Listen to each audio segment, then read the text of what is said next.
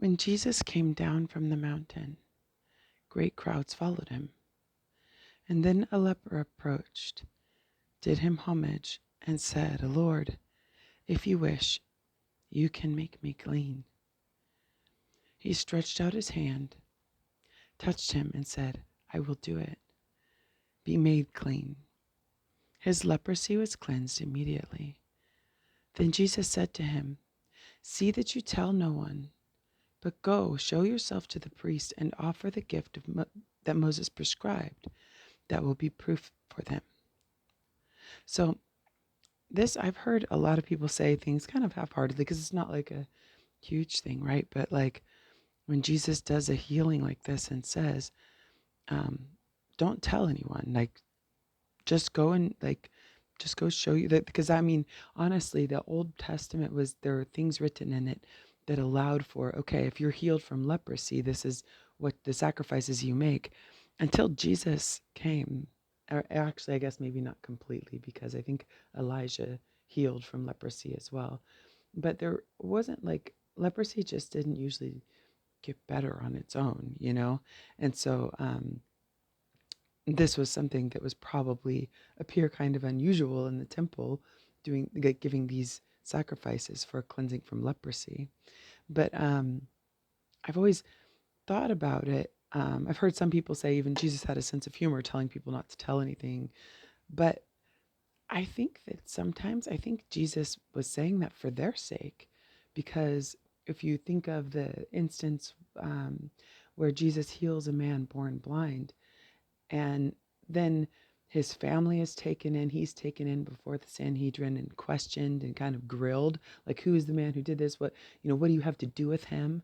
Um, and I think that there was danger of them being expelled from the synagogue, all that kind of thing. And especially someone like this man, or actually any of these people, I think they were considered unclean. So they'd already been, outside and cast out. And I think sometimes when Jesus was saying this, it was guidance for them, like, you're finally going to be able to be taken back in and be a part of the temple and, that kind of thing. Don't, don't tell people about this because they will target you. Because what is it later on? I think he says, a servant is not greater than their master. If they persecuted me, they will persecute you. And so he's giving them an opportunity, I think. I mean, that's my opinion. I've wondered about. When he entered Capernaum, a centurion approached him and appealed to him, saying, Lord, my servant is lying at home, paralyzed, suffering dreadfully. He said to him, I will come and cure him.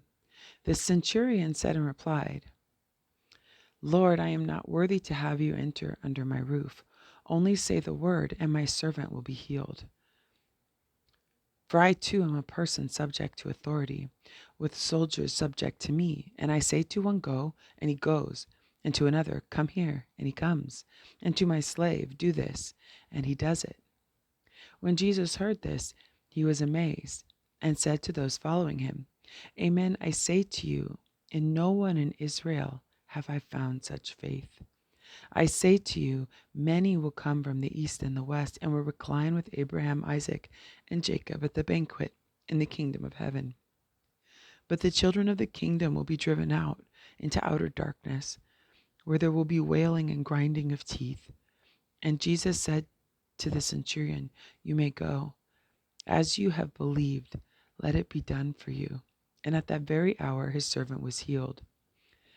And one thing I will, to me, the fact that the centurion was, I think of if it was me, right? And I knew, as the centurion no doubt knew, that I'm desperate for help. But if I reach out to this person who is a Jew, I know that it is not lawful for him to enter my home. And I know that I am asking something of someone that I am considered unclean. I'm a Gentile, Um, so for him, it's like I wonder if he did all of the kind of mental work ahead. Well, but he doesn't have to if he is who he seems to be. then he doesn't have to enter my home. Like, kind of, I think of the Syrophoenician woman as well, who Jesus says, I am, I've come for the lost sheep of Israel. Is it right to take the bread from the mouths of children and give it to the dogs? And she's humble enough to say, I don't, the dogs get to eat the crumbs. Like, just kind of, there's a humility in kind of like, he already decided. I guess that's what I'm saying is, it feels like a humility to have already understood, this man can't enter my house. I know who I am. I know that I'm not worthy of this, but I'm going to ask in faith that this one can do it. And my hope is they're willing to, kind of, I don't know. It just feels a little bit more like there's a humility in it. Jesus entered the house of Peter and saw his mother-in-law lying in bed with a fever. He touched her hand. He touched her hand. The fever left her, and she rose and waited on him. When it was evening, they brought him many who were possessed by demons, and he drove out the spirits by a word, and cured all the sick, to fulfill what had been said by Isaiah the prophet. He took away our infirmities and bore our diseases. When Jesus saw a crowd around him, he gave orders to cross to the other side. A scribe approached and said to him, "Teacher, I will follow you wherever you go." Jesus answered him, "Foxes have dens and birds of the sky have nests, but the Son of Man has nowhere to rest his head." So I see it's just a scribe. Okay.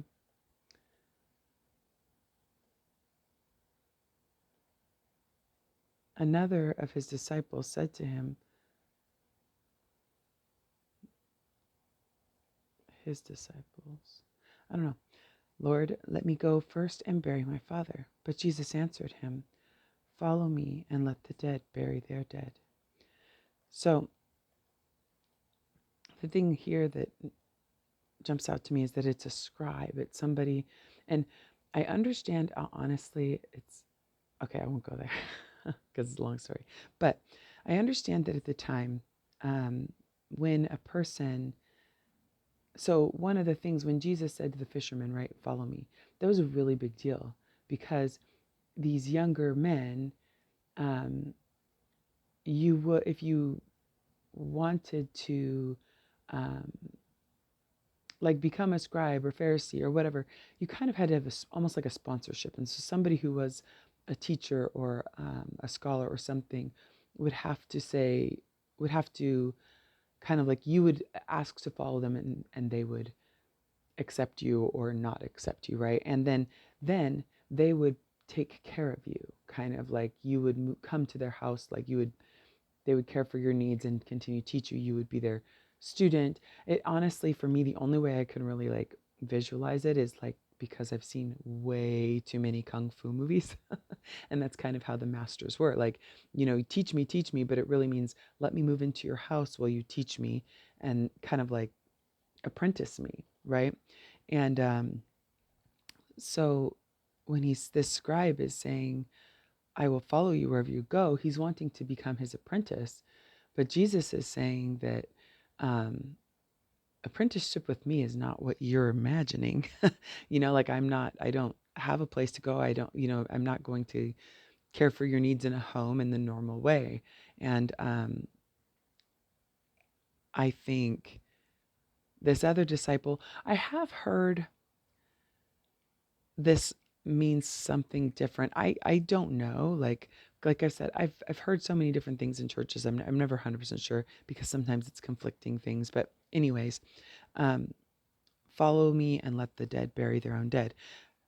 It sounds, because my initial understanding of this, as just an American reading the English, right, is that this guy has like, his dad is dead and the body is like laying out somewhere, and he's like, "I need to go and bury it," which, it's like, why did you come here and talk to me before you finished that job?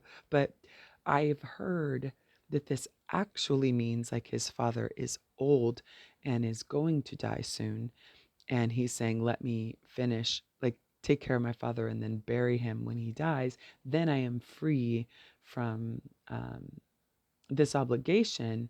And then I can come and follow you, which to me sounds like it's a good thing, right? Like, I don't want to ditch my dad, like, but um, I think it's interesting that the ones that Jesus approaches and says, follow me, are kind of like fisher. They're like the lower class people or the outcast people, like Levi, the one who was, um, well, I guess it was Matthew, but anyways, the tax collector, like people that weren't,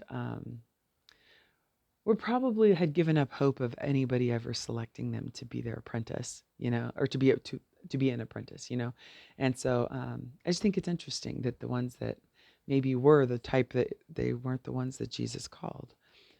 Anyway, that was really long yammer session. So I'll stop here and do two separate ones again.